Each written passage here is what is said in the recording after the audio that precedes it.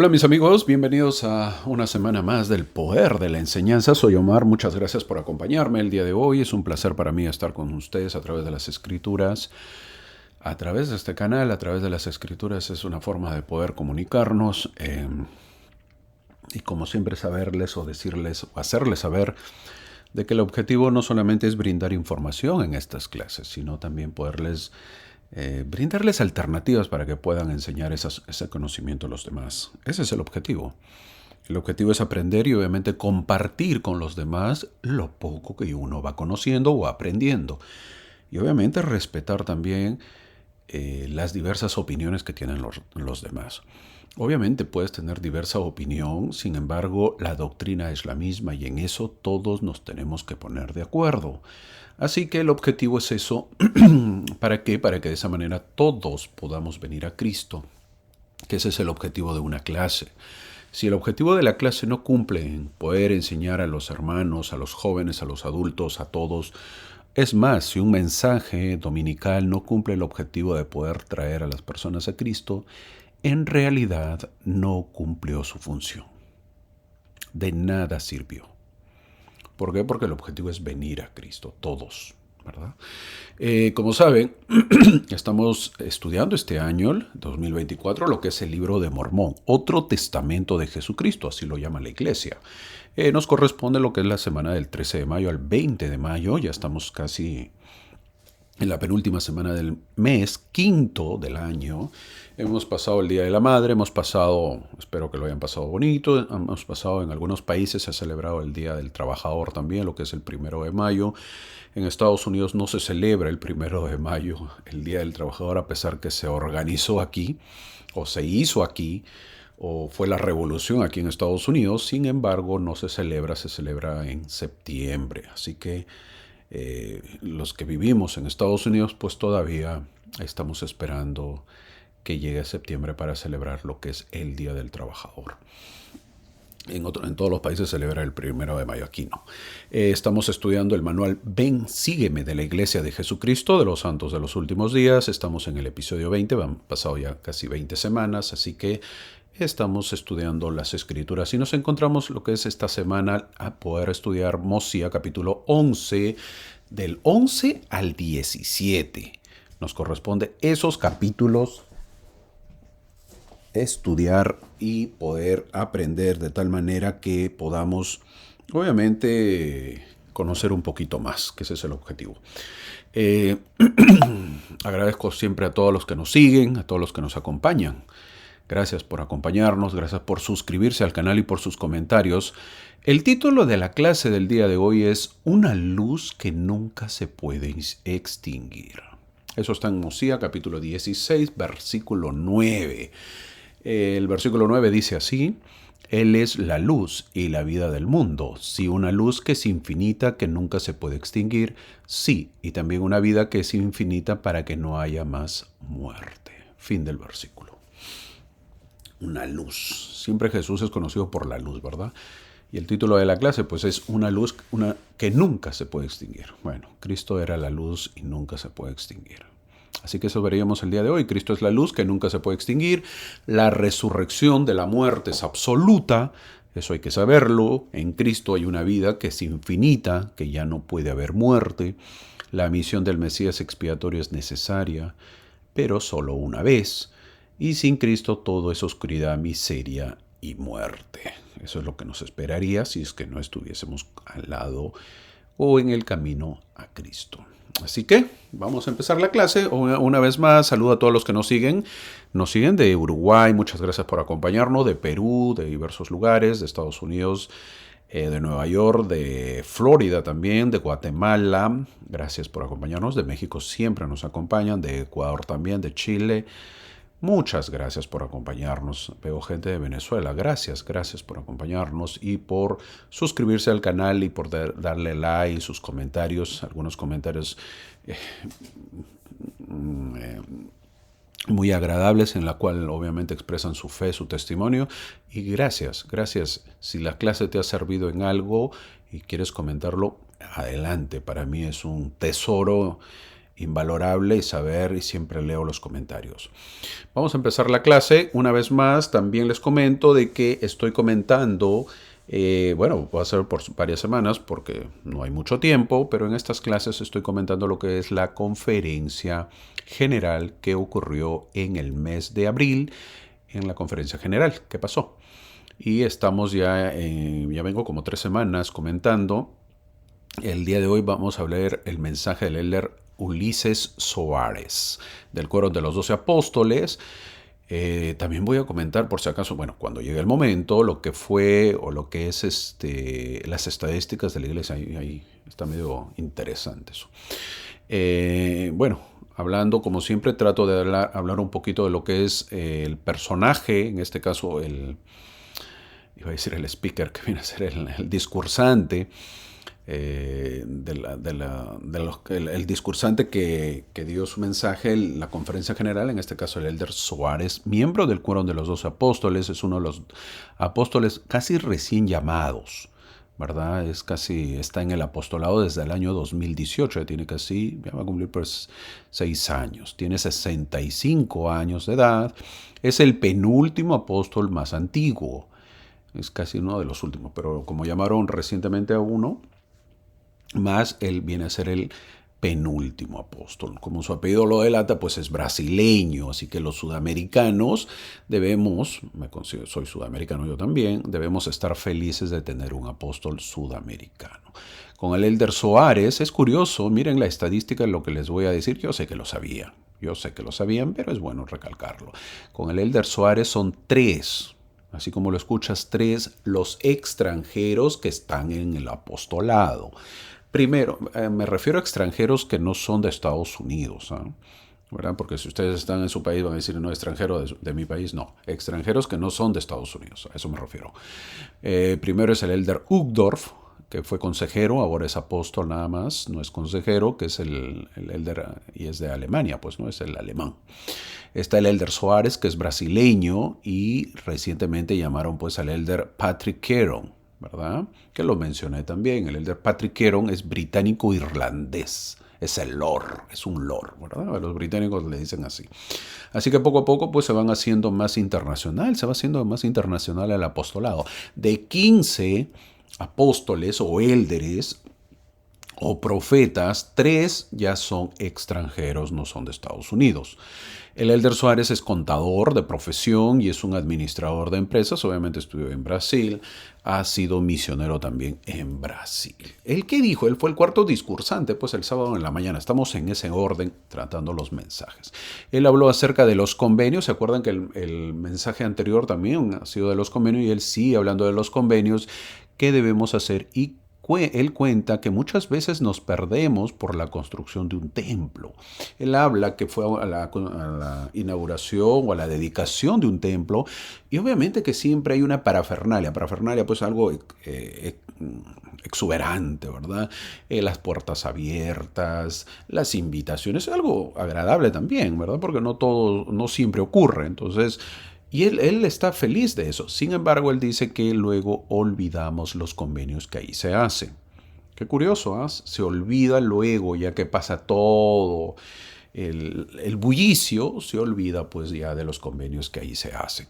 Él dijo que cuando entramos al templo vamos a aprender a ser discípulos de Cristo y que poco a poco cambiaremos pues nuestro corazón. Ese es el objetivo, una vez más, venir a Cristo.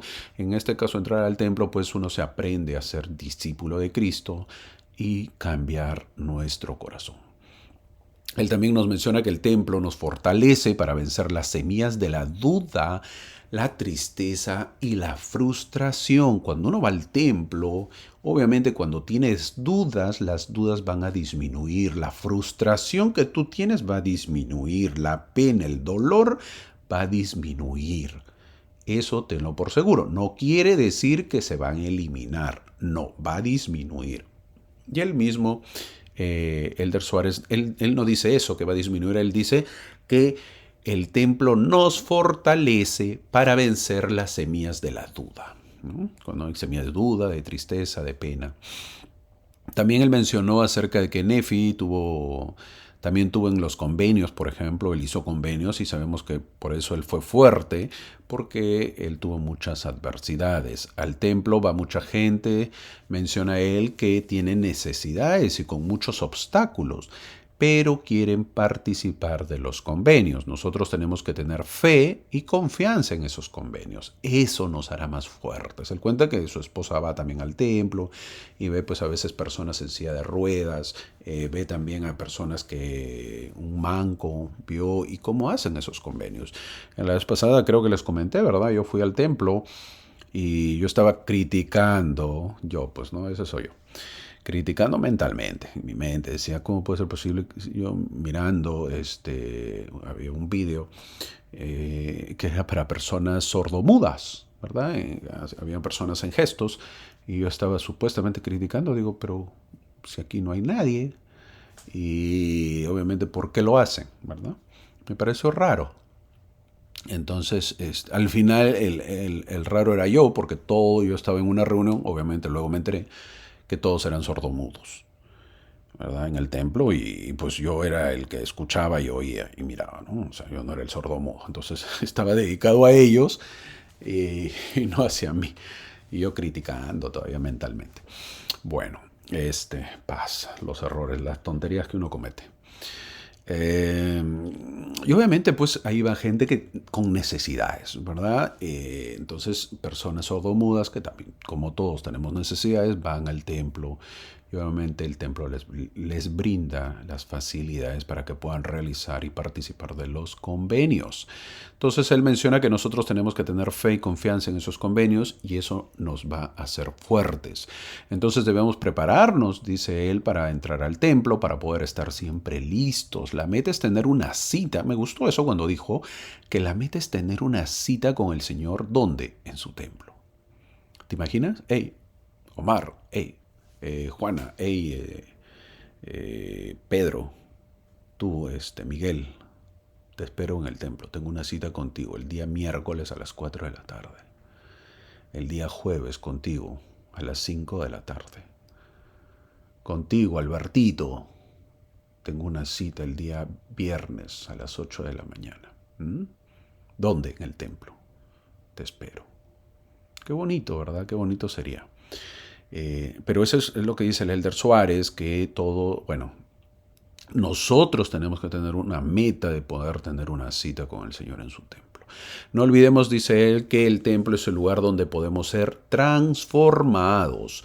Nos deja el desafío de no emocionarnos tanto por los nuevos templos, sino que podamos agendar en ir al templo con más frecuencia y creo que eso es la meta. Nuestros templos no están... bueno, yo al templo que he ido pues no goza tanto de visitas, ¿verdad? Y eso creo que sucede a nivel mundial. Entonces, vayamos, andemos, agendemos, como llaman otros, como gusten usar el verbo, ir al templo. Tenemos que ir al templo más seguido. Yo sinceramente también hace meses fui al templo y en la sesión pues había poca gente, ¿no? Yo les confieso, había poca gente, no había muchos y creo que se debe visitar el templo más seguido, ¿verdad? Y todavía me preguntaron, curioso, me preguntaron en inglés o en español. Yo no sé por qué me preguntaron, porque es verdad que lo entiendo, porque ya tengo años pues asistiendo y uno ya se conoce todo lo que hay y todo lo que es, ya uno lo sabe casi de memoria. Entonces no me complico en eso, en el idioma.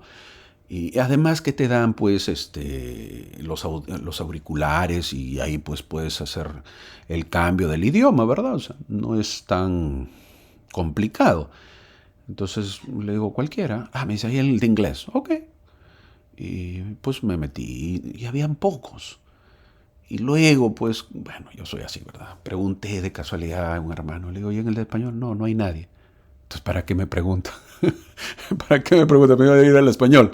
Entonces, espere ahí, solito iba a estar. Pues no hay gente. Entonces, hay que...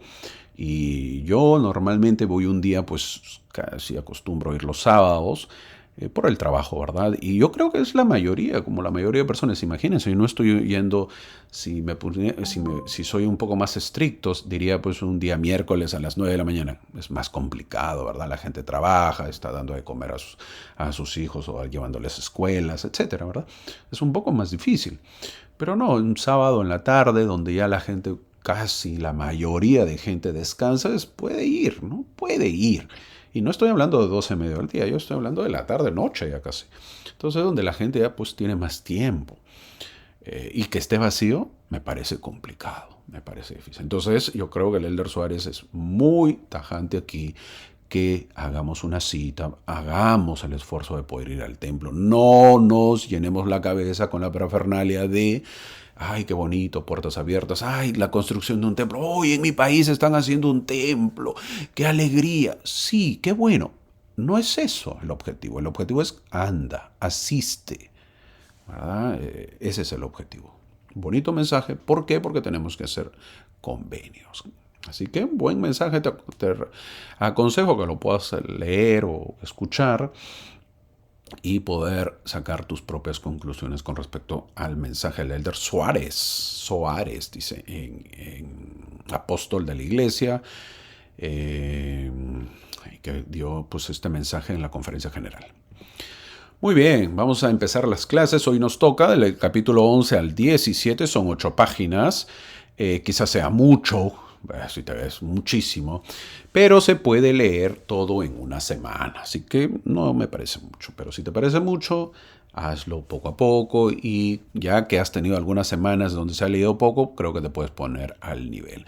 Si lo estás haciendo, déjame felicitarte. ¿Por qué? Porque mira cuánto has avanzado. Te felicito. Estás camino al éxito, a poder lograr que en este año hayas podido decir, hey, yo ya leí el libro de Mormón. Nunca lo había leído, por lo menos lo he leído. Y si ya lo has leído 1, 2, 3, 4 veces, bueno, pues digas, si ya lo has leído 4 veces, digas, hey, esta es la 5ª vez que lo he leído y he aprendido cosas nuevas. Y te aseguro que nunca en tu vida has leído el libro de Mormón con la edad que tienes, ¿verdad? Así que algo más diferente has aprendido. Así que ese es el objetivo de las escrituras. Vamos a entrar, empezamos el capítulo 11 y veremos lo que es el reinado de Noé. El rey Noé, interesante personaje, ¿eh? El reinado del rey Noé. Ay, este hombre, Noé. Tenemos a un Noé bueno, que es el que construyó el arca, y tenemos a este Noé. La clase pasada nos quedamos en la vida del rey Senif, o Senif, como quieras pronunciarlo en español. Y él mismo es el que hablaba, pues, ¿no? Y él mismo es el que hablaba. El rey Senif, él mismo hablaba en las escrituras.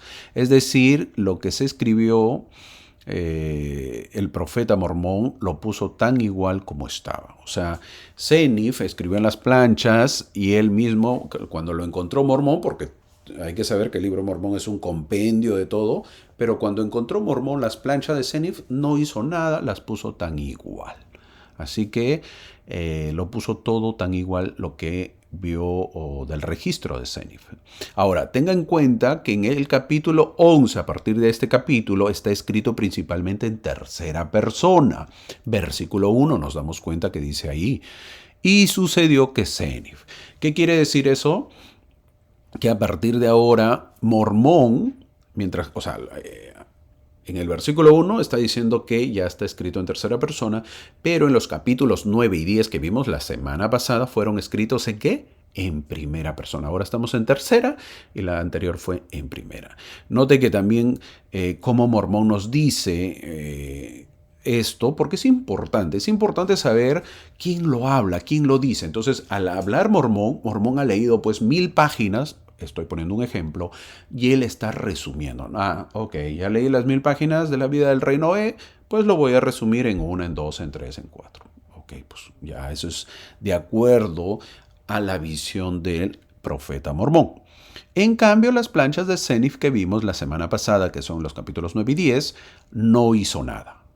Dijo, aquí están las planchas de Senif. Ok, ¿cuántas páginas son? Tantas. 10, 15, 20 páginas. Las voy a poner lo mismo.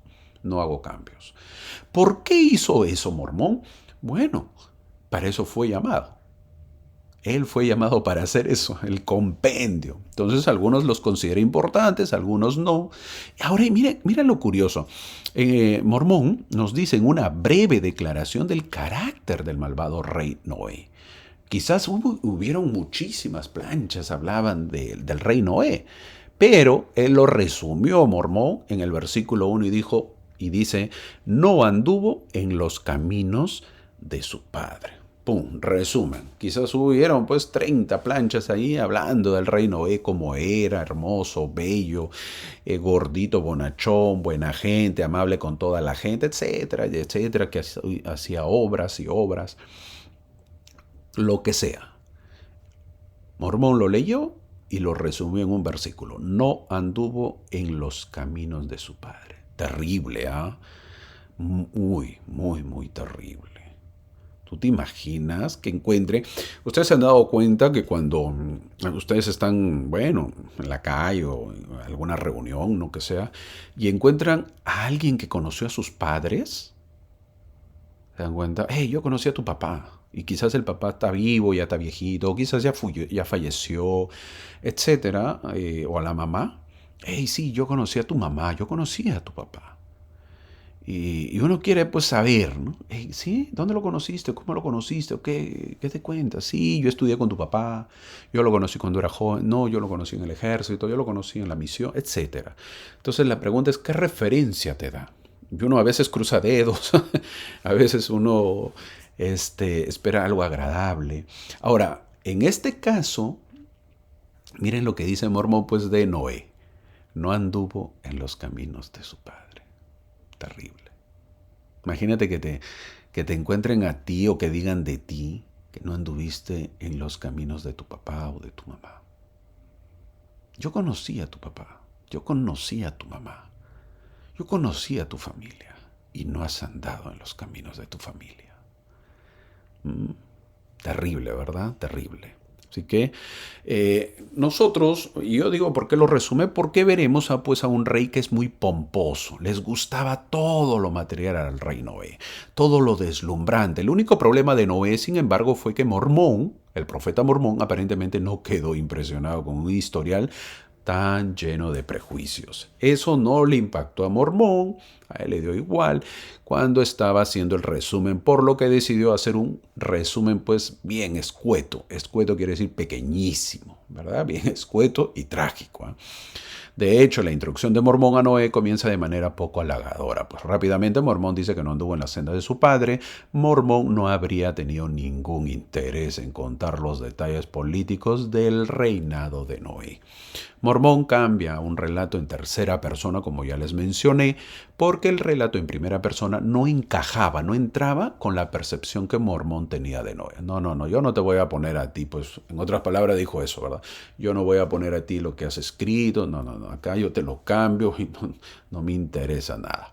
Seguro dijo, pues eso, ¿no? No voy a poner todas tus excentridades, lo voy a resumir porque es lo mejor, así que es lo mejor que fue. Ahora comenzamos lo que resulta ser una de las épocas más tristes, vamos a ver, más tristes del relato del libro de Mormón. Todo ocurre durante el reinado de Noé, hijo de Senif. Grábate eso, poco a poco te lo vas a ir grabando, ¿verdad? Y padre de Limi. Y en este círculo que he puesto ahí lo vemos. En la tierra de Lei Nefi existieron tres reyes. El primer rey, ¿cómo se llamó? Senif. Eso se llamó el primer rey, Senif, el que llegó de Zarahemla llegó a la tierra de Lei Nefi. Luego él pasó el tiempo, obviamente, y heredó el reinado su hijo Noé. Senif fue un buen rey con el pueblo. Y no podríamos decir que fue tan espiritual, pero sí fue un buen rey. Y luego dejó el reinado pues a su hijo Noé, el cual el rey Noé sí llegó a ser terrible, y este rey Noé dio pase a su hijo Limi, el cual ya cuando llega Moun los encuentra y los ven que eran esclavos, ¿no? Limi también era un buen rey. Entonces, para ir aprendiendo, todo esto está en la tierra de Lei Nefi, así se llamaba. Ahora, ¿quién es Noé? Ahí lo ven al gordito, al gordete, ¿verdad? Al gordete. Pues eso yo me acuerdo de esta página. Le he puesto porque me acuerdo cuando yo leí la primera vez el libro de Mormón. Yo más o menos la primera vez que vi el libro de Mormón, pues habrá sido en el año 88, más o menos, 1988. El libro azul, ahí de hojas, y venía en medio unos dibujos, unas láminas, ¿verdad? Y porque el resto pues es letras, ¿no? Y ahí me acuerdo de esa imagen. Entonces, el rey Noé merece la dudosa distinción de ser pues el rey más malvado de la historia nefita. Graba o le pone a su pueblo más que a sus predecesores, o sea, él fue más que sus predecesores en la iniquidad. Él fomenta una vida desenfrenada, se vuelve un bebedor de vino, un borracho, un alcohólico, establece la práctica de la poligamia y las concubinas para satisfacer pues su corazón lujurioso, ¿verdad? Un hombre dado a la bebida, dado al sexo, un hombre terrible. Lo peor no era eso, lo peor que era él impulsaba para que los demás también lo hagan. Obviamente, al hacer el resto, él tiene el aval, ¿verdad? El aval, él quiere decir que el pueblo no lo va a juzgar por eso. Él aparta a su pueblo del Señor, no los protege adecuadamente de los lamanitas. El profeta Binadí en su tiempo fue quemado en la hoguera y finalmente pues mientras huía el rey Noé de un ejército lamanita, sugiere él inclusive, que vamos a ver más adelante, él sugiere que los hombres abandonen a sus esposas, a sus hijos.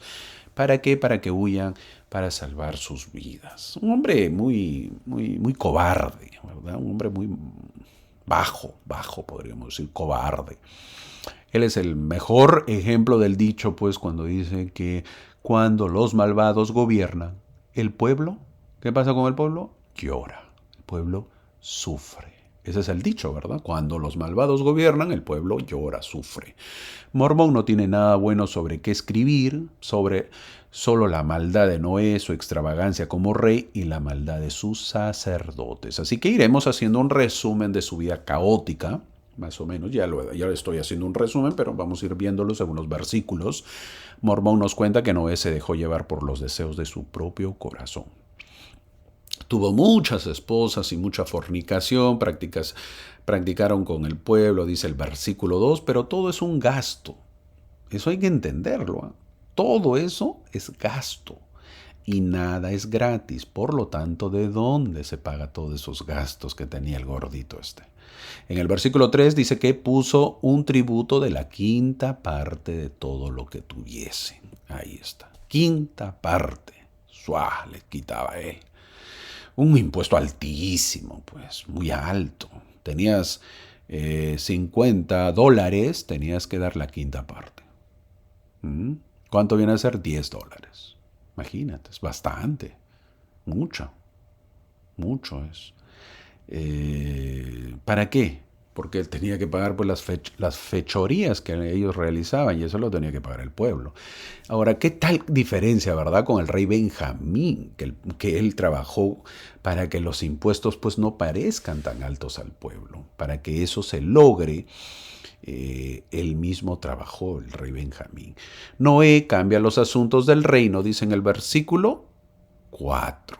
Él cambia los asuntos del reino. El versículo 5 dice que cambió a los sacerdotes. Obvio, tenía que cambiar a los sacerdotes porque no tenía mayoría. Es decir, toma la parte espiritual a su gusto. Ay, Noé. Un caso terrible, cae en apostasía total. Pues, ¿cómo vas a cambiar a los sacerdotes? ¿Tú quién eres? ¿Verdad? Tenía que tener respaldo y el versículo 6 dice lo que a muchos les gusta. El pueblo trabaja mucho, pero para sostener ¿qué? La iniquidad, dice el versículo 6. El hecho de que hayan trabajado duro, esto hay que entenderlo, no santifica su riqueza ni el uso de ella. Eso a veces se malinterpreta. Hey, hermano, pero ellos eran buenos trabajadores. No lo santifica su riqueza. Es decir, les voy a explicar un poquito. Trabajar duro para la iniquidad no quiere decir que es un buen trabajo. No es buen trabajo. Si una persona vende drogas, ahí les voy a poner ejemplos claritos. Con ejemplos claros y absurdos, uno entiende más.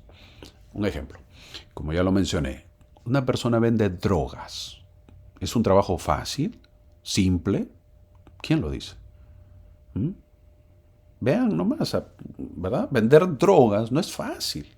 Tienes que ir de la policía, venderlo así, por acá, por abajo, rodearte de gente. No, no es un trabajo dificilísimo y arriesgado. Y a pesar de eso tú trabajas, no quiere decir que es un buen trabajo. ¿O sí? ¿Mm? Dime tú si es un buen trabajo. Eso no sería un buen trabajo. Si una persona trabaja duro, incluidos los domingos, ¿sería un buen trabajo? Y no adora a su Dios, ¿quiere decir que es un buen trabajo? Trabajar duro hasta tarde y los fines de semana dedicarse a beber no quiere decir que es un buen trabajo, porque no es bueno. ¿Por qué? La pregunta, ¿por qué no es bueno? ¿Por qué? Porque está soportando pues la iniquidad. Este pueblo trabajaba duro, ¿para qué? Para su perdición, para la iniquidad, para pagar las fechorías del rey, de los sacerdotes y obvio, lo del pueblo mismo. ¿Y por qué no se sublevó el pueblo entonces? Ahí es donde viene una pregunta, ¿verdad? ¿Por qué no se sublevó? Porque vean lo que dice el versículo 7. El versículo 7 lo dice bien clarito y ahí está marcado. Les engañó con palabras halagadoras, lisonjeras. Les dijo pues lo que ellos querían escuchar. La adulación, tal como se usa en el libro de Mormón, es enseñar doctrinas que agradan a la mente carnal. Es una adulación decirle al pecador que no hay castigo por el pecado. Es un halago decirle al ateo que no existe Dios, por ejemplo. Es una adulación decirle al siervo de Satanás que no existe, pues, el diablo. Estas mentiras agradan a la mente carnal. En nuestros días todavía se utiliza la adulación, las palabras lisonjeras, tanto en este sentido doctrinal como en el no doctrinal.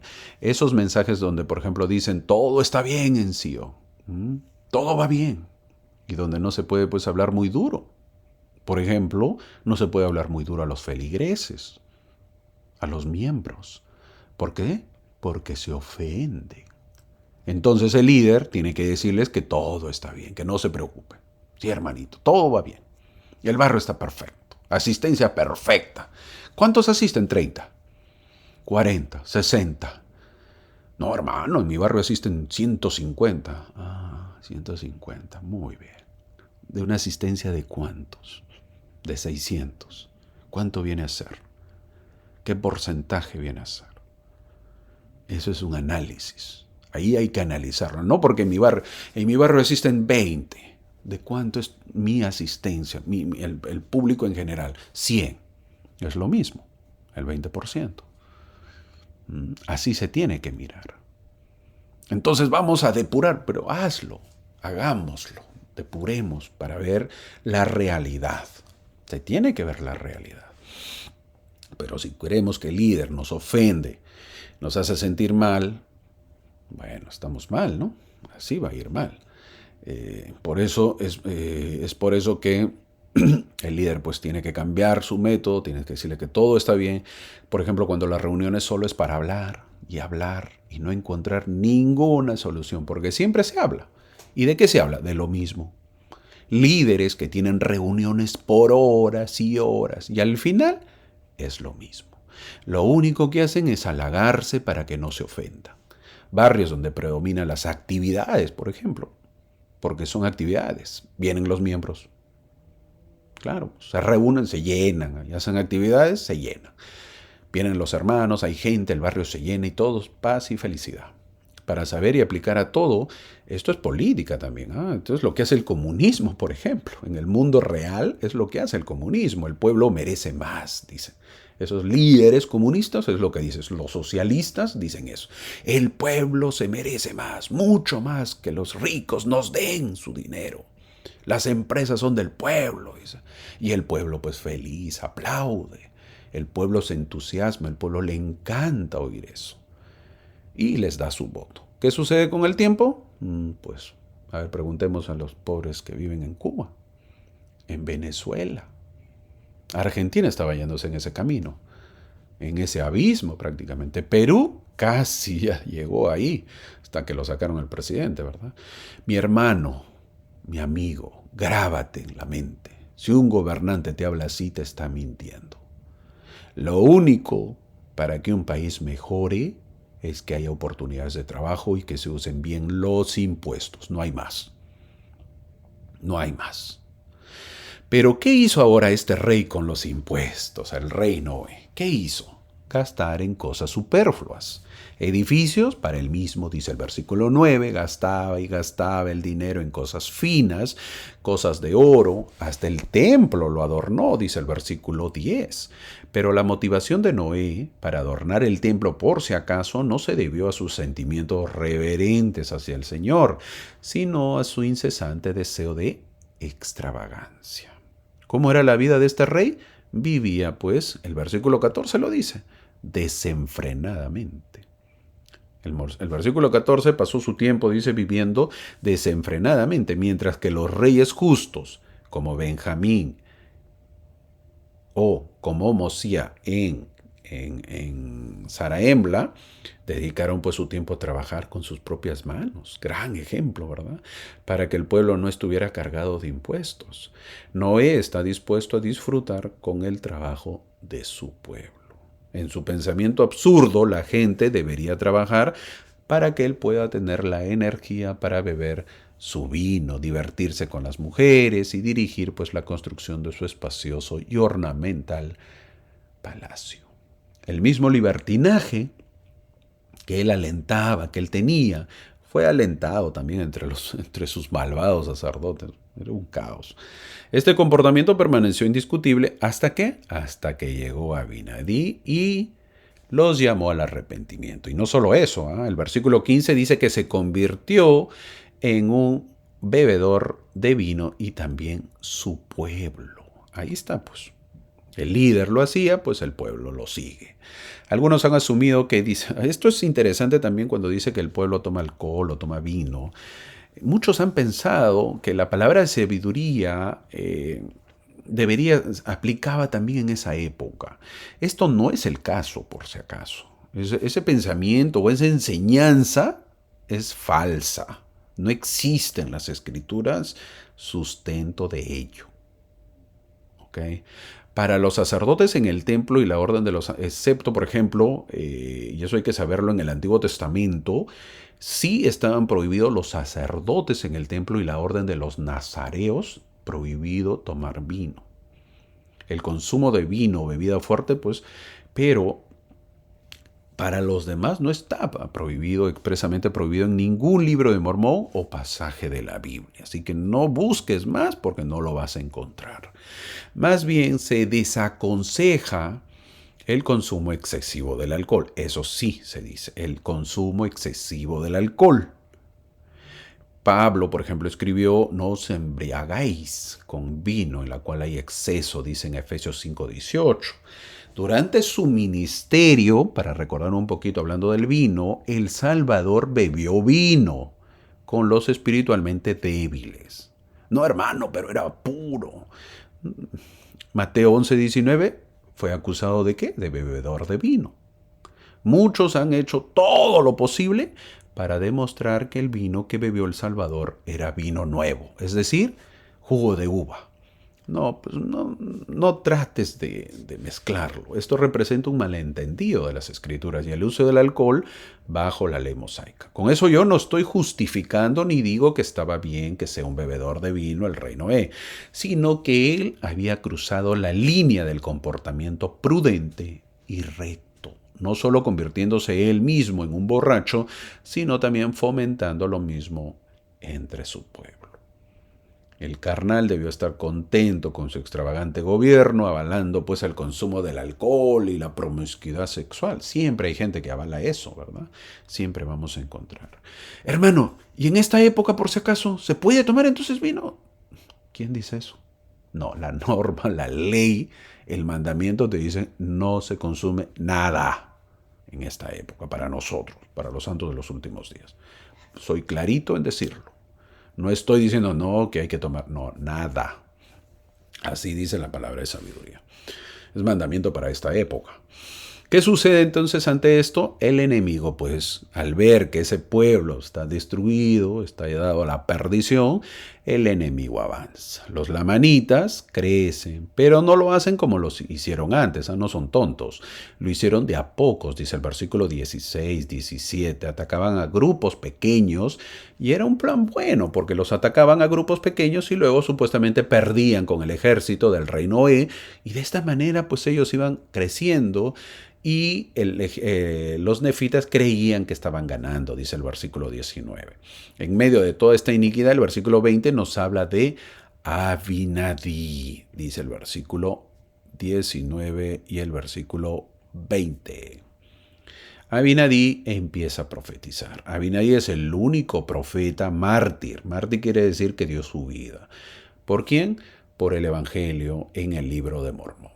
Cuando comienza su ministerio no hay información sobre sus antecedentes, sin embargo sus enseñanzas demuestran que él comprendía muy bien a la naturaleza de Dios, el simbolismo de la ley de Moisés y los escritos de Isaías. A ver, los escritos de Isaías ya es un buen antecedente para decir que era muy, muy, muy bueno. Es completamente obediente a los mandamientos del Señor de llamar al pueblo al arrepentimiento a pesar del gran riesgo que esto representaba. Eso es Abinadí, es uno de los muchos y grandes héroes del libro de Mormón. ¿Qué hay de especial en Abinadí?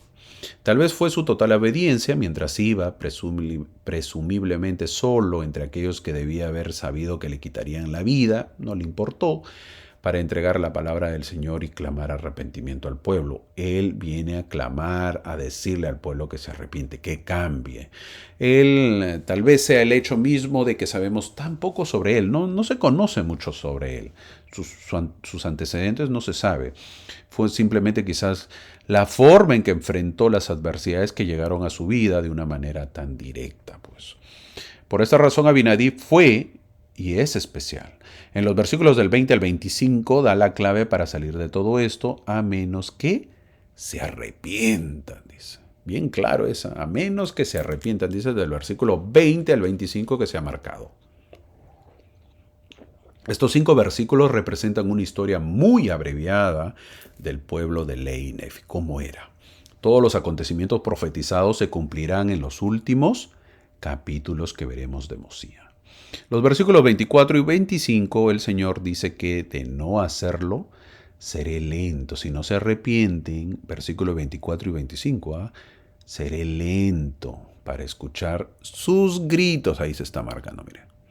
Seré lento. No te olvides esta frase que se menciona en el libro de Mormón y que se menciona en el libro de Mosía y lo puso Mormón.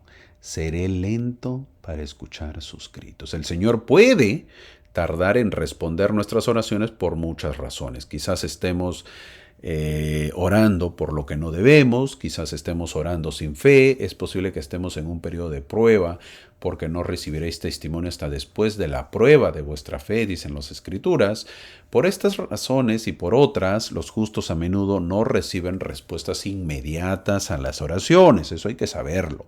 Para este grupo de nefitas, la razón es que tardaron en arrepentirse. El Señor no es muy comprensivo con las personas que solo oran pidiendo ayuda cuando las cosas se ponen mal.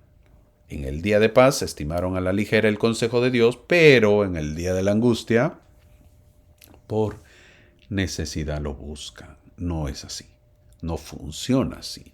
Al decir esto a Abinadí, obvio que no le iba a gustar a la gente. En el versículo 26 dice que se enojaron. ¿Con quién? Con Abinadí, pues.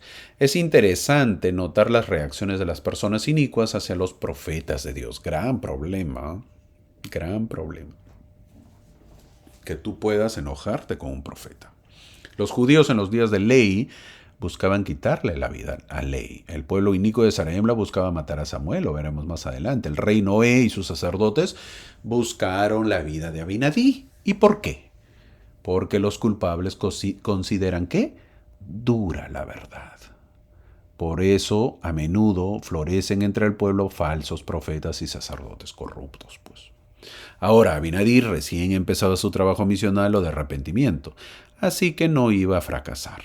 Él estaba empezando, ya lo querían matar. Entonces, no, así no funciona. El profeta del Señor tiene que terminar su mensaje, su llamamiento. Ya después que venga lo que sucede. El versículo 26 dice que el Señor lo libró de las manos, dice el versículo 26. Ahora, eso hay que saberlo, ¿ah? Y eso uno lo tiene que tener bien claro. Si estás en el servicio de Dios, mi querido amigo, o tu hijo, tu hija, o conoces algún familiar, cada uno tiene la protección del cielo en el cumplimiento de su misión. Eso no lo debemos olvidar. Eso tienen que saber los padres que mandan a sus hijos a la misión. ¿Dónde es mejor que esté un joven misionero? ¿Mm? ¿Dónde es más seguro que esté un joven? ¿En su casa o en la misión? Pregunta. Todos ya saben que un misionero no tiene dinero. No es novedad. Ni para pedirles dinero se acercan. Nadie les roba. No, pues no. Los ladrones, los rateros están yéndose por otro lugar, lo ven a los misioneros limpiecitos, ni les preguntan, si saben que no tienen dinero. No les roba. Es decir, ¿dónde es más seguro que esté un joven? ¿En la misión o en su casa? Pregunta. Ahorita ahora recuerdo a un joven en edad de misión, cuando yo estaba en la misión, ¿verdad? Lo recuerdo. Les estoy contando esta historia. Este joven estaba en la edad de la misión. Y era pues de familia miembro, ¿eh? De años. Él había nacido en el convenio. Su familia pues una familia fuerte en la iglesia. Y un día nosotros estando en su casa, creo que fue martes más o menos, estando en su casa y conversando y un momento, conversamos y él se sentó, ahí también él estaba presente. Y nosotros de frente, ¿no? Para que me vayan conociendo. Así éramos en la misión, ahora han cambiado las cosas. De frente, hermano, ¿usted qué edad tiene? No, ya tengo, creo que él tenía ya 20 años. ¿Ah? ¿Y cuándo se va a ir a la misión? Y de preguntas directas y claras, nada que no, hermanito, no, así éramos. Hermano, ¿y cuándo se va a la misión? Entonces, y él dijo que quería disfrutar su juventud.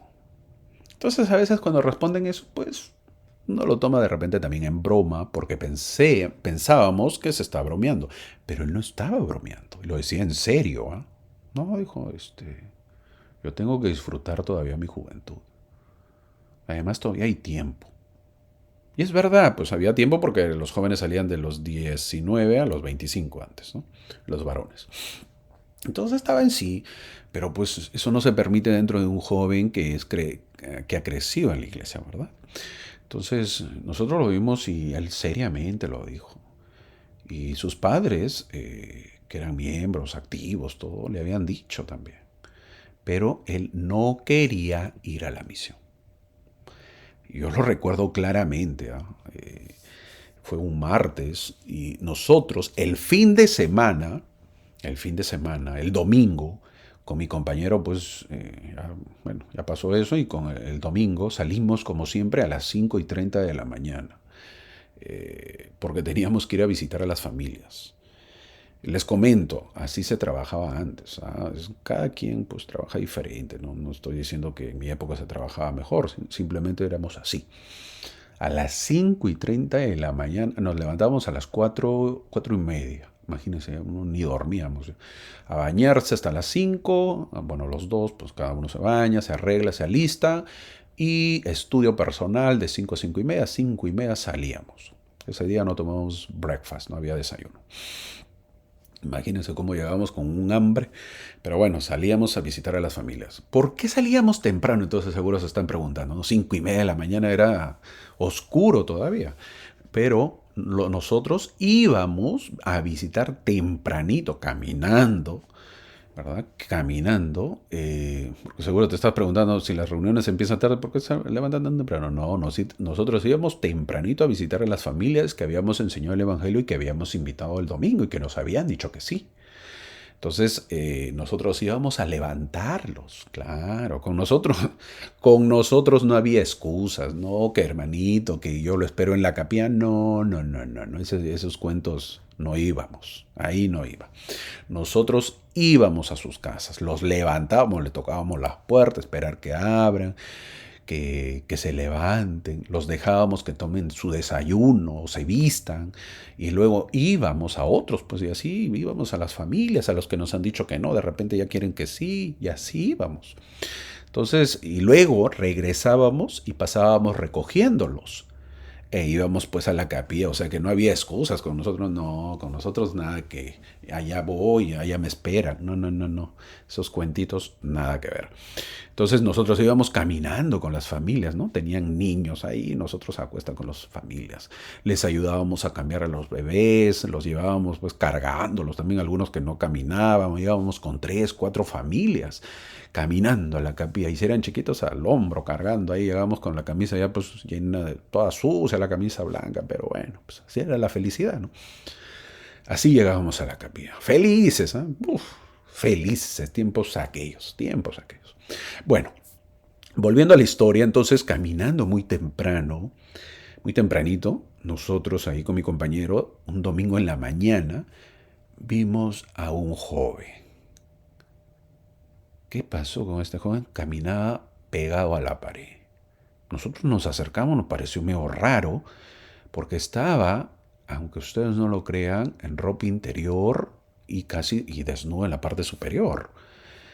Entonces lo vimos, nos acercamos un poco con miedo casi, y era este joven con quien habíamos conversado y que no se quería ir a la misión. Lo vimos sin camisa, sin zapatos, sin pantalón.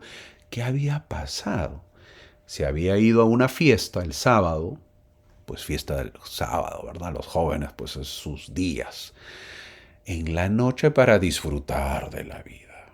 Y se quedó hasta tarde en la fiesta y regresando, pues lo asaltaron. Hay que recordar que en esa época no había, pues recién estaba saliendo el teléfono celular. Entonces no tenía pues teléfono, ¿no? ¿A quién iba a llamar? Mamá, vente, ¿no? Pues ¿cómo? ¿Cómo? Entonces lo asaltaron, le quitaron todo, pues, ¿no? Sus camisas, sus zapatillas nuevas que se había comprado. La verdad que nos reímos. Yo nos reímos ahí con mi compañero. Con pena lo digo, ¿eh? Nos reímos. Pero lo más curioso fue que era domingo de testimonios ese domingo. Y este joven salió a dar su testimonio ya en la reunión, cuando ya nosotros habíamos regresado con las familias, todo. Este joven se paró solo y salió a dar su testimonio, diciendo que se prepararía para ir a la misión. A los meses, este joven se fue. Creo que él esperaba una señal. De verdad que a mí me impactó. Y es mejor estar en el servicio de Dios que en el mundo. Eso tenlo por claro, mi amigo. Es mejor estar en el servicio de Dios que en el mundo. Eso debes grabarte en tu mente. Ahora, volviendo a la historia, al oír esto, el rey Noé, obvio que no le iba a gustar, por lo tanto lo quiere matar, pues Abinadí. En el versículo 27 dice, ¿quién es Abinadí para que nos juzgue? Dice en el versículo 27. Ay, ay, ay, cada vez peor, ¿verdad? ¿Tenía razón o no? Tenía razón. A veces nosotros también decimos lo mismo. ¿Quién es usted para que esté juzgando? Nos encanta esa palabra. Cuando no nos gusta que nos digan las cosas, ¿verdad? Si fuese así que es un juicio, entonces sería inmediato, pues las consecuencias. No te estoy juzgando. Porque si no, inmediatamente pues llegamos a una conclusión y hay consecuencias. No, no es así. Abinadí les dice que se arrepientan porque si no habrá consecuencias. Ese es el trabajo de un profeta. De tanto que les había hablado el rey Noé, el pueblo estaba ciego, dice el versículo 29. Si oyes frecuentemente esas adulaciones, esos halagos, esas conveniencias, llegará un momento en que, ¿qué va a suceder? Que las vas a creer, pues, y la verdad será dura, y no lo vas a oír. Llegas a creer en algún momento, si tanto te hablan de lo mismo y de lo mismo, ya llegas a creer que eso es correcto. Entramos al capítulo 12. ¿Qué sucede con Abinadí? ¿Que lo quieren matar? Entonces él se entera que lo quieren matar y bueno, pues Abinadí dijo, ya cumplí mi misión, ya les prediqué, pero no quieren, hice mi parte, pero también no voy a seguir porque me quieren matar. Así que no voy a seguir con un pueblo asesino, este pueblo no cambia, así que se va. Se fue Abinadí del pueblo y Mormón lo dijo. ¿Eso pasó? Tan. Pasaron 2 años, dice el capítulo 12, versículo 1. En ese tiempo, Abinadí habrá pensado, ¿verdad? Y se habrá capacitado más Abinadí. Me gusta a mí, me encanta el versículo 1, por eso lo estoy marcando con rojo. Después de 2 años, Abinadí vino, volvió. ¿Y cómo volvió? Entre ellos disfrazado. Abinadí tenía un llamamiento y lo cumplió. Vio la manera de cumplir. No se rindió, no se dio por vencido, volvió disfrazado. Es decir, quizás ahora ya no me conozcan y puedo seguir predicando. ¿Eso se llama qué? ¿Cómo se llama eso? Márcalo, mi hermano, creatividad. Un líder en la iglesia tiene que tener creatividad. Un misionero tiene que tener creatividad. Un maestro de seminarios o de la escuela dominical tiene que tener creatividad. Usemos nuestra mente para ver la mejor manera de poder predicar, la mejor manera de llegar a mis alumnos, la mejor manera de llegar a mis jovencitos, la mejor manera de aumentar la asistencia a la iglesia. No solamente llegó a predicar Abinadí, ahora volvió con más fuerza, que profetiza lo que sucederá al rey Noé, dice el versículo 3. Y el versículo 4 dice que el Señor herirá con penosas aflicciones. Mi hermano, usa la creatividad. No te sientas y digas, bueno, no sabemos qué hacer. Esto hay que esperarlo. Que los misioneros pues sigan bautizando y visitando. Y seguimos la misma enseñanza de todo el mundo. De todos los barrios hacen lo mismo y no da resultados en todos los barrios. Usemos la creatividad. Pensemos qué podemos hacer más para que aumente mi barrio, mi rama, mi llamamiento, mi coro, mi organización. Esa es la mejor manera. Usemos el cerebro. Pensemos. Veamos formas, maneras. De repente no da resultado. Usemos otra. De repente no da resultado. Usemos otra. Y así. Y si en algún momento nos preguntan, diremos, yo hice mi parte. No dio resultado, pero hice mi parte. Haciendo un alto que estamos leyendo, pregunta. Las planchas de Senif, no lo olvides. Lo que habían encontrado porque el pueblo del rey Limi estaba sufriendo a manos de los lamanitas. ¿Todo esto se cumplió? Sí se cumplió. El pueblo de los lamanitas, el pueblo pasaba penurias. Los lamanitas los maltrataban a los nefitas. Todo lo que el Señor les había dicho a sus antecesores se estaba cumpliendo. Abinadí sigue advirtiendo al pueblo. En el versículo 2 dice, ay de esta generación, dice el versículo 2 que se está marcando. Luego habla de todo lo que le ocurrirá al pueblo. Luego dice Abinadí, si siguen en la iniquidad dejarán un registro, dice el versículo 8. Un registro de su maldad, para que otros pueblos sepan lo ocurrido. ¡Qué vergüenza! En efecto, el Señor los hará famosos por su iniquidad. Así como los hizo famosos a los de Sodoma y Gomorra, a los jareditas, a los nefitas, con el final del libro de Mormón también. Ante esto, ya el pueblo obvio que se debe haber sentido muy mal. Y lo aprenden a Abinadí, lo sostienen, lo cogen a Abinadí, lo aprenden. Y lo llevan ante el rey y le dicen que él también profetiza mal acerca de tu vida, mi querido rey. Le dicen en el versículo 10. Abinadí profetiza sobre los últimos días de la vida del rey Noé. O sea, llega, él no se tira para atrás, no cambia, no, qué vergüenza, no, qué miedo. No, le dice en su cara al rey. Su vida es como un vestido en el horno, una caña seca del campo atropellada por las fieras y un cardo arrojado sobre la faz de la tierra. Le dice. Terrible. Palabras. En Mosías, versículo 19, contiene el cumplimiento de esta profecía. En el capítulo 19 se cumple esta profecía. Ahora, ¿y qué dicen los que lo acusan? ¿Qué mal has hecho, rey? Le dice. Nos hallamos sin culpa, les dicen sus sacerdotes. Qué vergüenza. Versículo 13 y 14, ¿no? ¿Qué mal has hecho, rey? Le dicen. Si nosotros nos hallamos sin culpa. No has pecado, rey. Así les dicen, ¿no? Qué bárbaro. Por eso lo pongo en signos de admiración. No has pecado, rey Noé. O sea, tú eres un santo. Wow. La adulación, en el sentido del libro de Mormón, es decirle a la mente carnal lo que quiere oír. El pueblo de Noé da un gran ejemplo de tal adulación. Justifican, pues, la maldad del rey y acusan a Abinadí de profecía falsa. Obviamente, esto es justo lo que el rey quiere oír. Es decir, todo lo que le hace el líder está bien. Cuando sabes que no está bien, pero agachas cabeza y le dices al líder lo que quiere oír. Luego lo encarcelan y luego lo llevan para interrogarlo, dice el versículo 19. En el conflicto entre la sabiduría del hombre y el Espíritu de Dios, este último siempre prevalece. Abinadí los resistió en todas sus preguntas y los confundió en todas sus palabras. No era cualquier Abinadí, pero toma nota. La idea no es jactarte de lo que sabes, mi hermano, sino que ellos llegaron a preguntarle. No es que Abinadí haya buscado, a ver, tomen asiento, yo les voy a dar cátedra. No. No fue así. Pero como le preguntan, Abinadí tampoco se iba a quedar callado.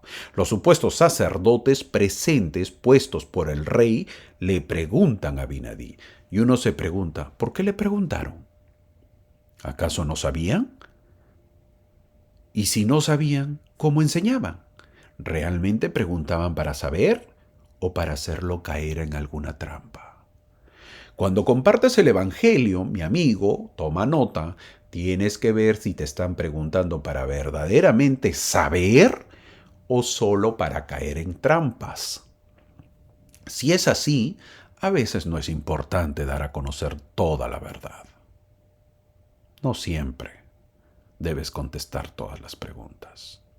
Los sacerdotes, en este caso, le preguntan acerca de Isaías capítulo 52, versículo del 7 al 10, que está en estos versículos que se están marcando. Es decir, que el sacerdote no era tan bruto, tan ignorante, que digamos, o que no sabía, porque para citar a Isaías tenían que saber, y en una conversación citar a Isaías es cosa seria. Jamás en una conversación yo que he tenido del Evangelio alguien ha citado a Isaías. Jamás. No, meterse con Isaías es cosa seria. Pero ¿por qué lo mencionó a Isaías? ¿Era una pregunta correcta o con trampa? Traducción. Citar estos versículos es como si le estuvieran diciendo a Abinadí lo siguiente. Toma nota. ¿Por qué traes un mensaje de tristeza, Abinadí? ¿Un mensaje de reprensión? ¿Qué te pasa, Abinadí? Isaías, mi amigo, Abinadí, enseñó que los siervos del Señor, como tú, que dices ser, traerían buenas nuevas. ¿Por qué tú nos dices el mal? ¿Dónde están las buenas nuevas? Eso es lo que le están diciendo a Abinadí con citar estos versículos de Isaías. Muy inteligente, muy astuto el sacerdote, ¿verdad? ¿Por qué no traes consuelo y alegría si es que eres un verdadero profeta? Eso le dicen a Abinadí. Ahora, el versículo 20 dice que uno de los sacerdotes es el que le pregunta. Muchos dicen que es muy probable que haya sido Alma. Toma nota, Alma. Ya empieza a aparecer un nuevo profeta, un nuevo nombre. Profeta que más adelante va a ser. El que le pregunta de buena manera. Si adelantamos la historia, vemos que Alma es el que luego pide por Abinadí ante el rey y es el que sale de ellos. Se escapa del grupo de sacerdotes. También nos podemos preguntar, ¿y cómo sabían esto los sacerdotes? ¿Cómo sabían las palabras del profeta Isaías? Parece que los seguidores de Nefi hicieron muchas copias de los escritos que encontraron grabados en las planchas de bronce, y que dicha copia estaba en posesión del pueblo del rey Noé. Probablemente lo conservaron después del momento en que Senif lo trajo de Zarahemla cuando guió a sus inestables seguidores a las antiguas casas de sus padres en la tierra de Lei Nefi.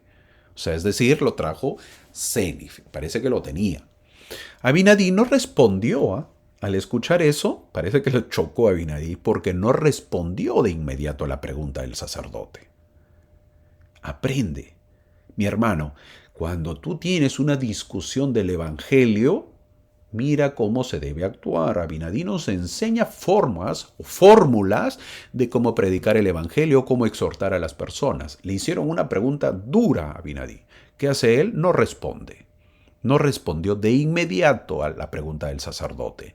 Pasó de ser el interrogado, me estás preguntando, pasó él a tomar el asunto y a hacer preguntas. Él, que lo estaban procesando, él pasó a ser el fiscal. Él pasó a preguntar.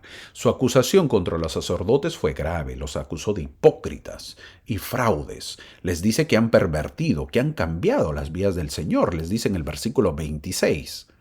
No se queda atrás Abinadí. Por eso les pregunta, ¿y ustedes qué enseñan al pueblo? Y ellos, para justificarse, dice que enseñan la ley de Moisés. Es decir, con eso nos justificamos. Los pecados que acusó Abinadí son 3. La primera es las riquezas, las fornicaciones, y enseñan a pecar al pueblo, dice el versículo 29. Entonces viene la pregunta. ¿La riqueza es mala? No es verdad que la riqueza es mala, sino dónde está el deseo de su riqueza. Esa riqueza los hacía superiores al pueblo. Ellos estaban encima del pueblo, a diferencia del buen rey Benjamín, que bajaba al pueblo, a pesar que era rico, bajaba al pueblo para trabajar con ellos. Ellos vivían con muchas mujeres, los sacerdotes, como supuestamente vivían los judíos de la ley mosaica. ¿Para qué? Se justificaban diciendo que ellos eran como judíos y como eran descendientes de judíos, eran como ellos y vivían como ellos, con varias mujeres. ¿Pero quién lo había aprobado? Ellos mismos habían optado por eso, lo que era prohibido. Y no solamente eso, sino que enseñaban al pueblo para que lo siga. Esto es grave, porque no solo se contentaban con vivir sus vidas en pecado, sino que querían encima que el pueblo también viva así. Es decir, les enseñaban el mal. 3 cosas: riqueza, eso es lo que les acusa, fornicaciones, pecado sexual, y enseñar el pueblo a pecar. Terrible. Ya que le mencionaron que ellos enseñaban la ley de Moisés, entonces Abinadí les dice los 10 mandamientos de Dios. Vamos a ver los 10 mandamientos. Había que enseñar eso al pueblo entonces. Y empieza el versículo 34. Reconoce a Dios diciendo, yo soy el Señor tu Dios. En el versículo 34. No tendrás otro Dios delante de mí, le dice el versículo 35. Nada de imágenes, dice el versículo 36. El rey Noé era visto como un Dios. ¿Qué hace Abinadí? ¿Enseñas la ley de Moisés? Pues te enseñaré los mandamientos de Dios.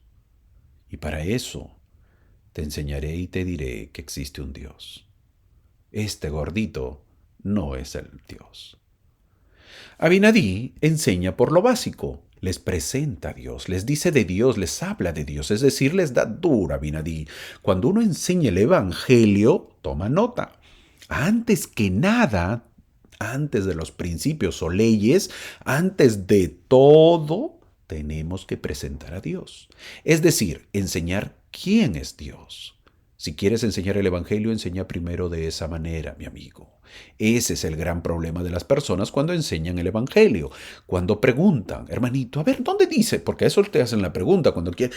A ver, yo quiero conocer el Evangelio. Hermanito, y disculpe, usted es mormón, ¿verdad? Sí, hermana, yo soy. O sí, hermano, yo soy mormón. A ver, ¿dónde dice que no debemos tomar café? A ver, ¿dónde dice que debo bautizarme? ¿Dónde dice que debo pagar diezmo? ¿Qué piensa Dios de la hambruna, hermano? De la pobreza, de las muertes, de las guerras, etcétera, etcétera. Entonces uno les responde lo que ellos desean y eso no es enseñar el Evangelio. Así no se enseña el Evangelio. Anótalo. Si respondes preguntas, no estás enseñando el Evangelio. El Evangelio se enseña presentando a Dios. Hay orden para enseñar el Evangelio. Terminamos y llegamos al capítulo 13. El rey Noé lo ha oído y manda que lo maten. Lo acusa de loco el rey Noé. Imagínense, ¿quién dice loco a quién? Con poder y autoridad Abinadí enseñó con valentía lo básico. Los 10 mandamientos se repiten en todas las dispensaciones porque son el fundamento y los mandamientos fundamentales deben estar escritos en lo profundo.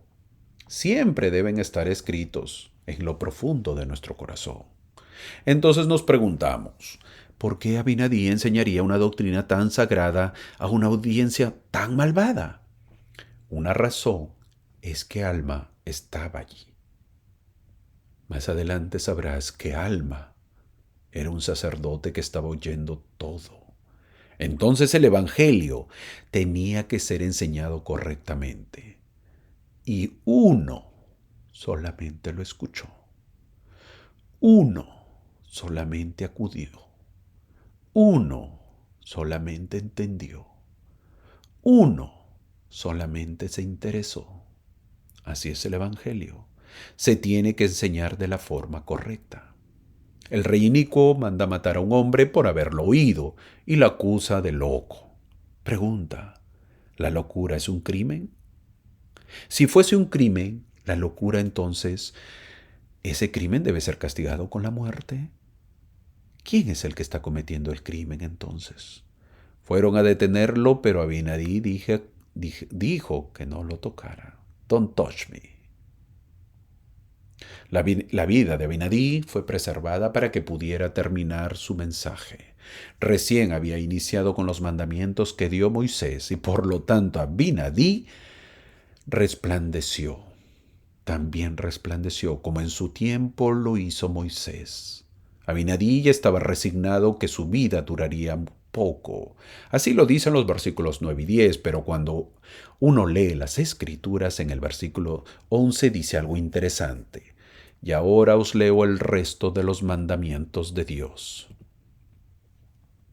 Es decir, que Abinadí estaba leyendo los mandamientos. ¿De dónde?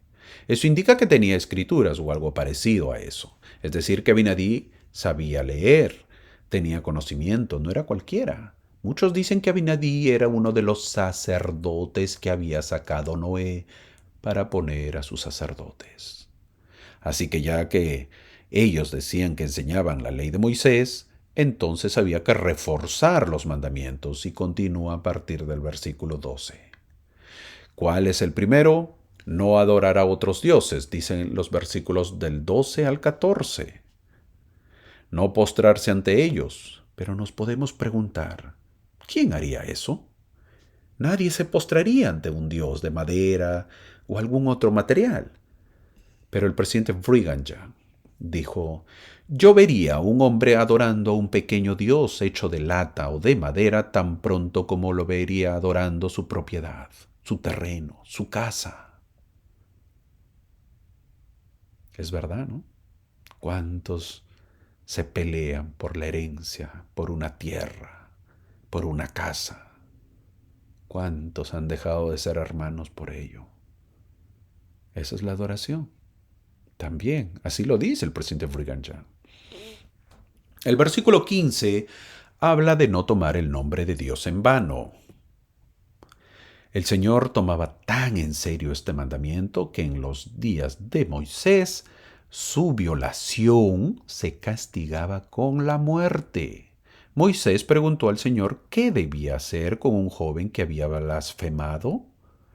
Y la respuesta fue, en Levíticos capítulo 24:14, si es que lo has olvidado, sacad al que maldijo fuera del campamento y todos los que leyeron pongan sus manos sobre su cabeza y toda la congregación lo apedree. De hecho, la ley de Moisés era una ley muy estricta, dice el versículo 29 de Levítico capítulo 24. Si hoy, el día de hoy se hubiera aplicado el mismo castigo, la mayoría de la gente de este país habría sido lapidada hasta la muerte. Por ejemplo, hoy en día la frase Dios mío es una exclamación cotidiana y normal. No hay ningún respeto. ¿Por qué es malo, mi hermano? Porque si lo usas irreverentemente y para lo que sea, se vuelve normal. Cuando se vuelve algo normal, algo corriente, sin valor, por lo que cuando uno ora, cuando uno suplica y dice, Dios mío, ya no va a haber efecto, ya no hay creencia, porque es una palabra común, corriente. Y esto aplica también para el inglés, es lo mismo.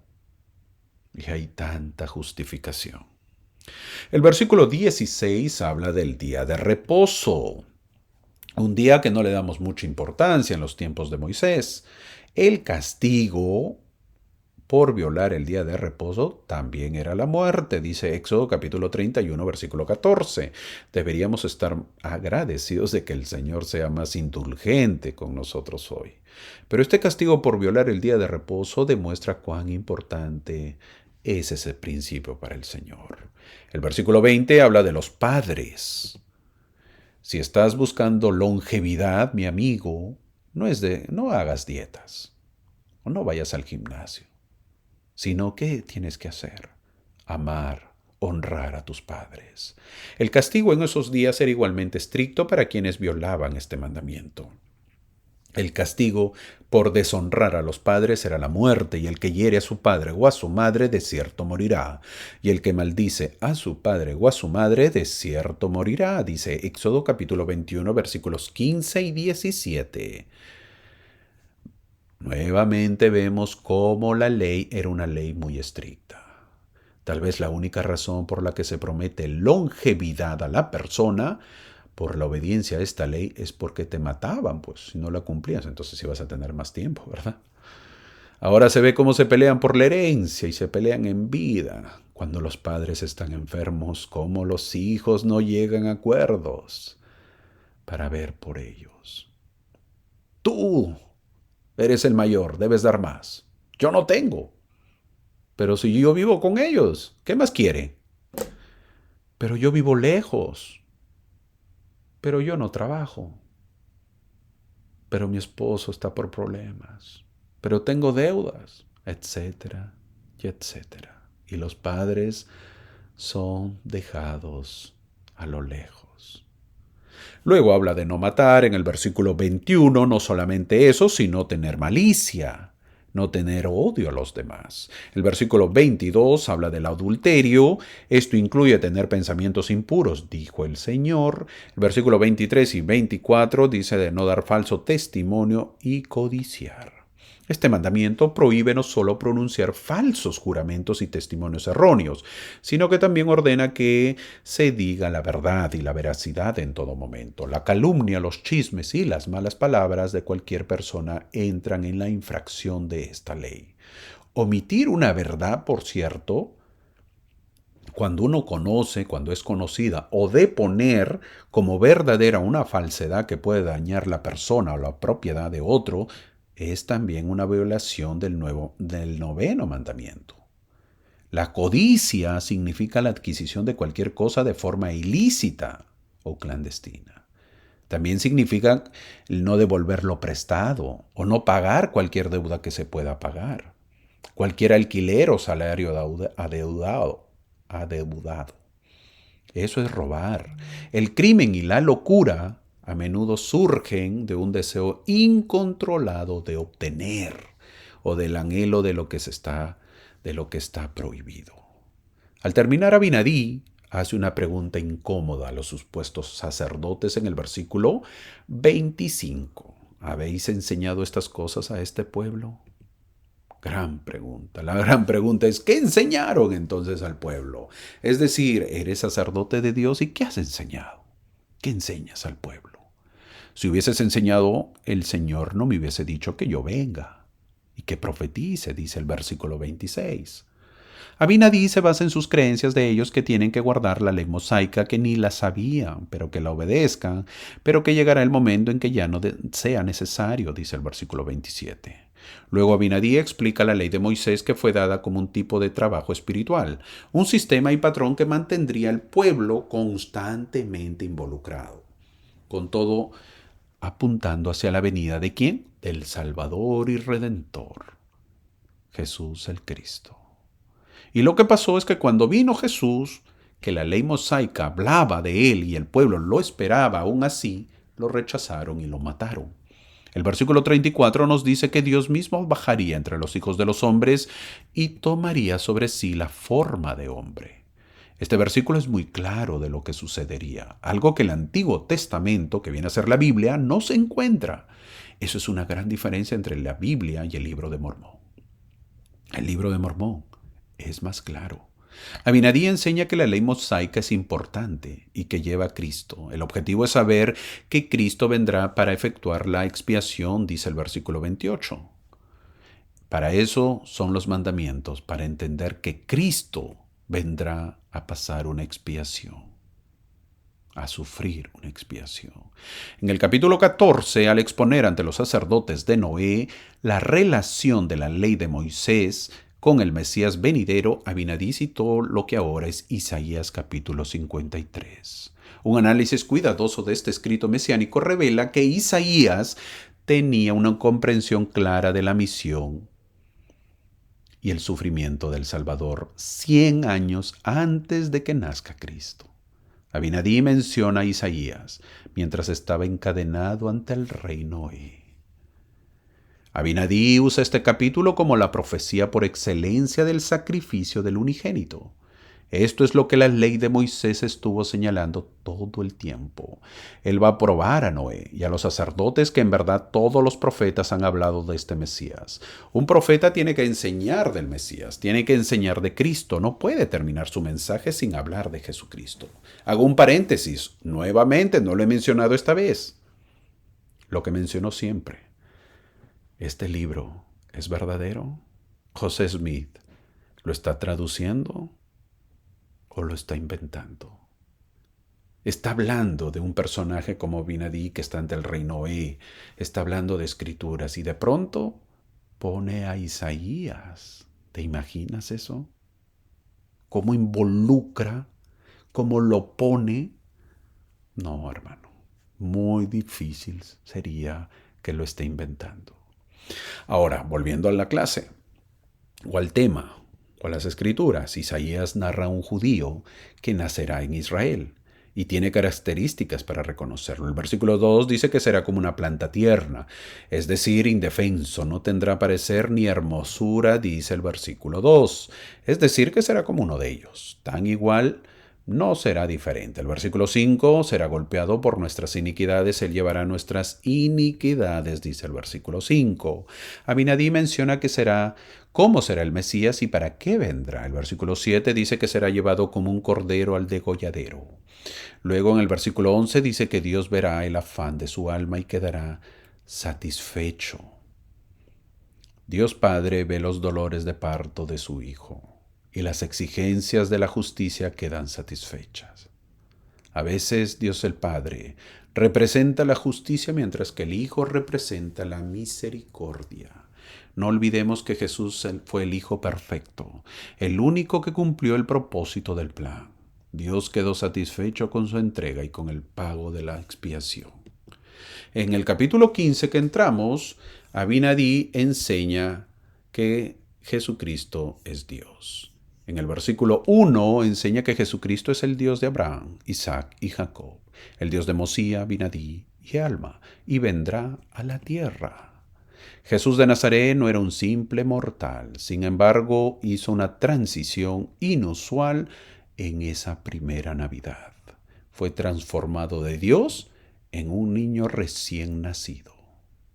Luego Abinadí menciona en el versículo 7 que la voluntad del Hijo fue absorbida en la voluntad del Padre. El Salvador se había sometido a la voluntad del Padre mucho antes de pronunciar esas famosas palabras en Getsemaní. No se haga mi voluntad sino la tuya. La voluntad del Hijo fue absorbida por la voluntad del Padre, comenzando con la obra del Salvador en el templo, a la edad de 12 años, cuando él dijo a su madre: ¿no sabíais que en los negocios de mi Padre me es necesario estar? Así le dijo, ¿verdad? También cuando oraba decía, venga tu reino, hágase tu voluntad en la tierra como en el cielo. Enseñó a los discípulos porque he descendido del cielo no para hacer mi voluntad, sino la voluntad del que me envió, lo dice en Juan capítulo 6, versículo 38. Como en todas las cosas, nuestra tarea es aprender a someter nuestra voluntad a la voluntad del Padre, tan igual como lo hizo Cristo. Ojalá que nosotros también digamos que nuestra voluntad sea absorbida por la voluntad del Padre. Abinadí ha hablado de Jesús en el capítulo 14, citando a Isaías, y ahora sigue presentando a Jesús, su vida, su expiación, para que los sacerdotes de Noé sepan del Salvador. Pero ellos le habían hecho una pregunta que no ha respondido. ¿Se acuerdan? ¿Recuerdan la pregunta? La pregunta fue, ¿cuán hermosos son sobre las montañas los pies de aquellos que traen buenas nuevas? Ahora Abinadí les responde en el versículo 14. Estos son los que han publicado la paz, los que han traído gratas nuevas del bien, los que han publicado la salvación. Ese es el resumen. El sacerdote que hizo la pregunta la hizo muy bien. Sabía las escrituras y quizás haya tenido razón al preguntar, oye, Abinadí, está bien que estemos mal. Ya lo dijiste, estamos mal, que no hacemos lo correcto. Pero Isaías siempre dice que los profetas o los misioneros que traigan las buenas nuevas serán hermosos sus pies, es decir, traerán hermosos mensajes de paz y esperanza. Y tú nos maltratas. ¿No es esto justo, Abinadí? No es justo, amigo. No seas así, así no es el Evangelio. Abinadí quizás les dijo, bueno, tienes razón. Entonces hablaremos del mismo Isaías ya que tú lo has mencionado, ¿ok? Les dice Isaías 53. Y también les habla de Jesucristo. El mensaje es muy bueno que da Abinadí. Al terminar le dice, ahora sí estás tranquilo, ¿verdad? Les he traído el mensaje tal como lo hacen los profetas, igualito, para que no se quejen y no digan que solo hablo de sus maldades. Nosotros, los profetas, somos los hermosos pies que traen las buenas nuevas. Ahora, ¿ya están más tranquilos? Bueno, estoy respondiendo sus preguntas, pero no solo eso, sino que algo más les voy a decir. En el versículo 20 dice que el Cristo resucitado tendrá poder sobre los muertos a través de la resurrección. El Antiguo Testamento, tal como está actualmente, tiene muy pocas referencias a la resurrección de los muertos. Obviamente que el Libro de Mormón le gana. Tiene muchísimas más. Abinadí le pone mucha más pimienta a la explicación, porque no solo menciona la resurrección, sino que obvio que tiene que hablar de su tiempo también. Y dice que habrá una primera resurrección en el versículo 21. Cuando en la iglesia hablan de la primera resurrección, se refieren a la resurrección de los justos que ocurre en la segunda venida, ¿verdad? Abinadí no se refiere a esta primera resurrección. Está hablando de aquellos profetas y santos que vivieron y murieron en los días de Adán hasta la resurrección de Cristo. Explica que saldrán en la primera resurrección, pero se refiere a aquellos santos que fueron resucitados con Cristo. Es verdad que con la segunda venida habrá también una primera resurrección, y son los que heredarán la gloria celestial, pero ahora solo menciona la primera resurrección de ese tiempo. El mensaje tenía que ponerlo atractivo a Abinadí, y como eran los pies hermosos que traen las buenas nuevas, les dice que ellos pueden ser de la primera resurrección. El Señor efectuará la restauración de este grupo y participarán de la primera resurrección, dice el versículo 24, siempre y cuando lo merezca. El año pasado vimos que Cristo fue el primero en resucitar en el Nuevo Testamento, pero también hubieron muchos que resucitaron. Quizás en ese momento que Abinadí estaba hablando, quizás muchos se emocionaron, pero también les advierte de si no hacen nada por cambiar en el versículo 26 y perecen en sus pecados, no tienen parte en la primera resurrección. Abinadí ha sido llamado para declarar la salvación a todos, a toda tribu, a toda lengua. Esa es la misión de Abinadí, y lo está haciendo en el versículo 28. Ahora Abinadí está llegando al final de su heroico testimonio del Evangelio y la venida de Jesucristo. Ese es el capítulo 16. Abinadí se va dando cuenta de que casi todo su público no le cree, ¿Qué expresiones habrá visto de ellos que dijo en el versículo 1? Vendrá el día en que todos, sí todos, verán la salvación del Señor. Toda nación, tribu, lengua y pueblo confesarán ante Dios que sus juicios son justos, dice el versículo 1. Y ustedes están allí.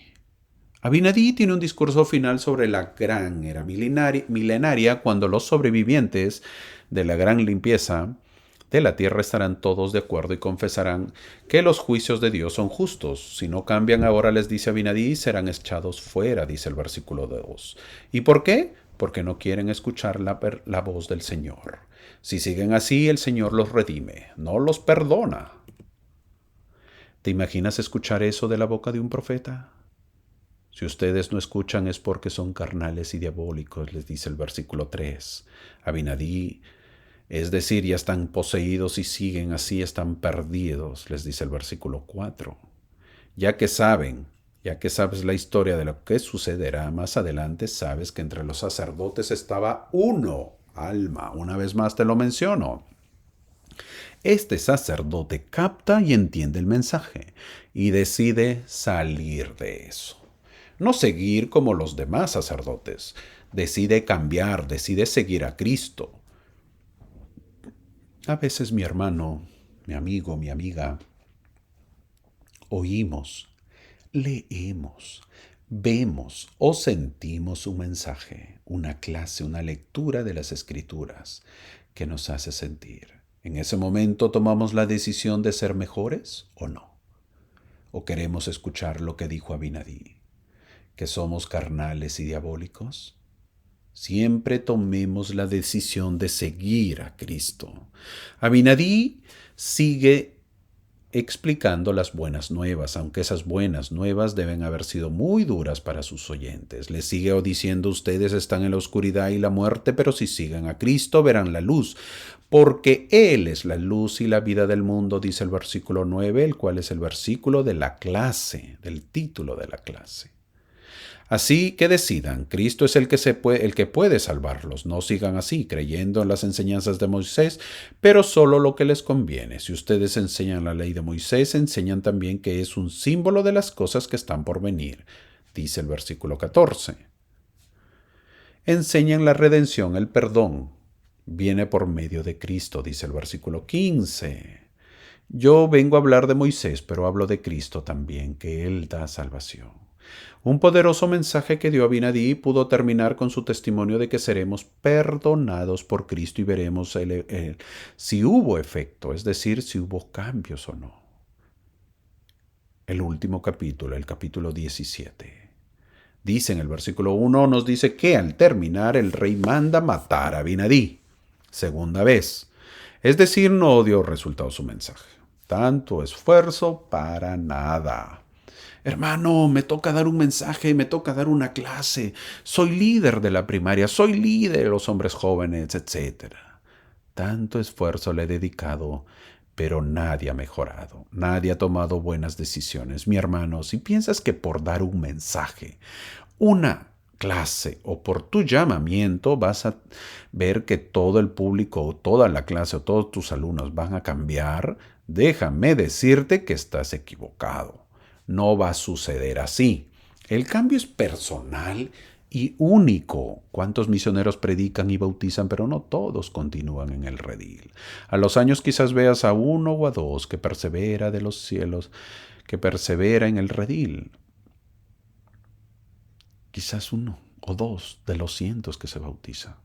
En el versículo 2 dice por lo menos la esperanza de Abinadí. ¿Cuál fue? Había uno entre ellos, Alma, y él creyó las palabras que habló Abinadí, y luego intercede ante el rey para salvar la vida de Abinadí.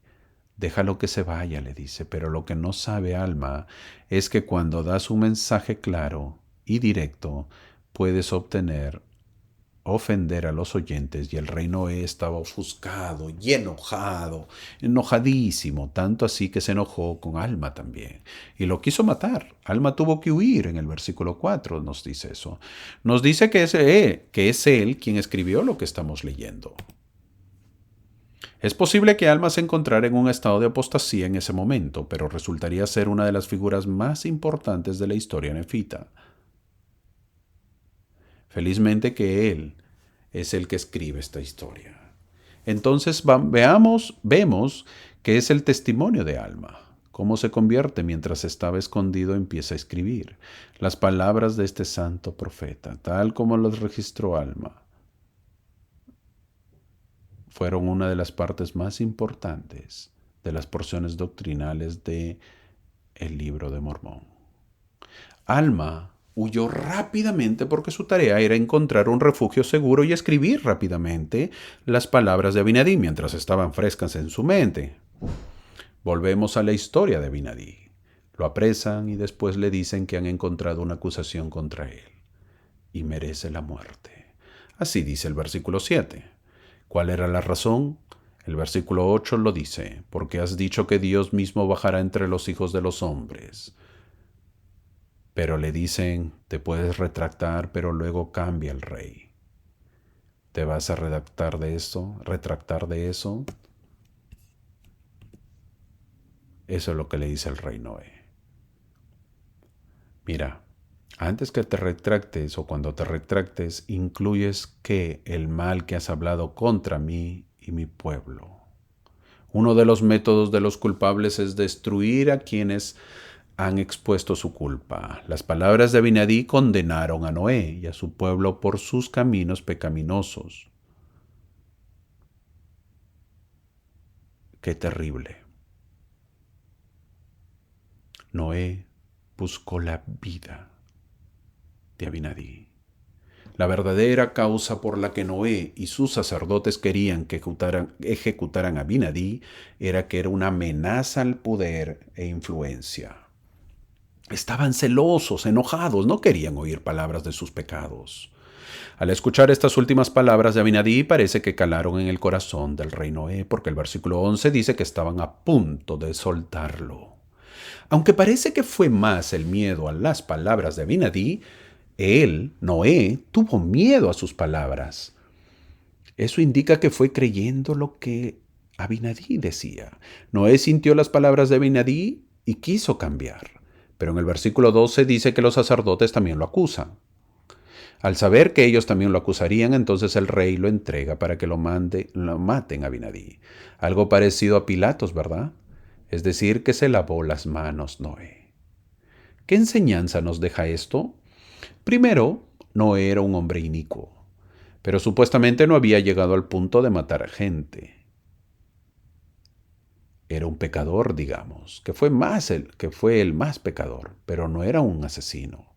No es que quiera cambiar su vida, pero tampoco quiere llegar a ser el asesino de un hombre inocente. Entonces toma la decisión difícil de soltar a Abinadí por temer a lo dicho por el profeta. Tuvo una lucha interna entre la justicia y la política, porque en ese momento los sacerdotes, es decir, sus subalternos, lo ciegan y le hacen tomar una decisión fatal. ¿Qué hubieses hecho tú, mi amigo?